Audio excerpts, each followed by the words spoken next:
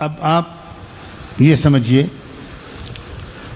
کہ اس گندے تعلیمی نظام سے اپنے بچوں اور بچیوں کو بچانا کتنا ضروری ہے.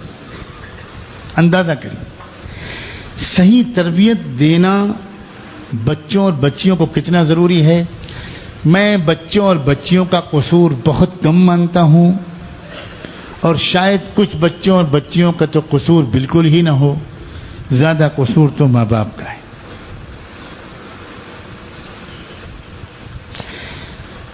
آپ سب سے یہ کہتا ہوں کہ اپنے بچوں اور بچیوں کی تربیت کے لیے وقت نکالیں، تربیت کرنا سیکھیں، تربیت کا سلیقہ سیکھیں،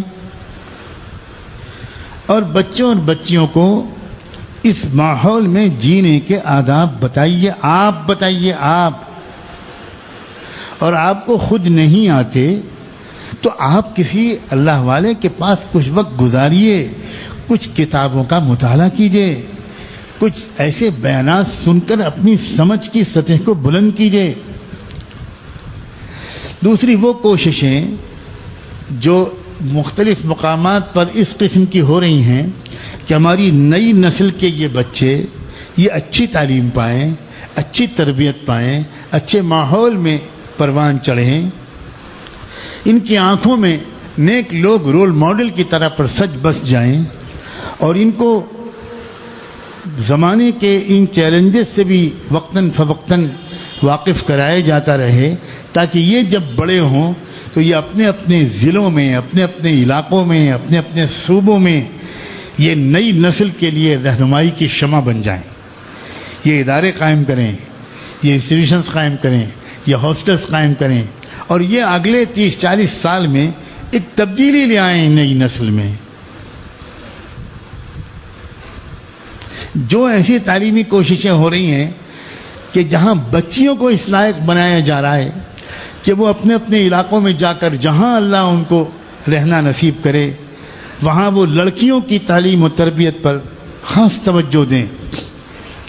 نوجوان نسل سے مایوس بالکل نہیں ہوں میں اپنے نوجوانوں سے بے پناہ محبت کرنا کی توفیق اللہ سے مانگتا ہوں.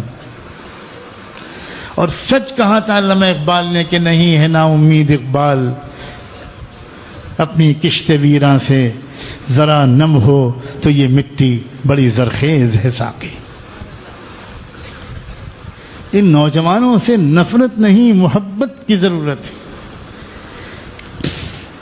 وہ محبت جو حضرت مولانا الیاس رحمۃ اللہ علیہ نے کر کے دکھائی، وہ محبت جو شیخ عبدالکریم رفاعی نے نوجوانوں سے کر کے دکھائی، وہ محبت جو علامہ اقبال نے اپنے نوجوانوں سے کر کے دکھائی، پورا کلام اقبال کا نوجوانوں سے شدید محبت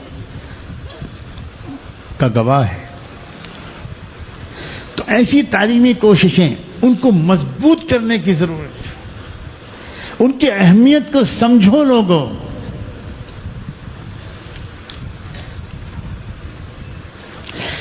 ان کوششوں کو پانی اور کھاد فراہم کرنے کے لیے اپنے جیبیں خالی کر دو، نچوڑ دو. سمجھو چیلنجز کو، سمجھو کام کی اہمیت اور ضرورت کو. جب ہمارے تمہارے اولادیں مرتد ہو جائیں گی تب ہم جاگیں گے. اب کوئی گھر نہیں بچا ہے جہاں فتنہ دجال گھس نہ رہا ہو. اللہ تعالیٰ آپ کو نیک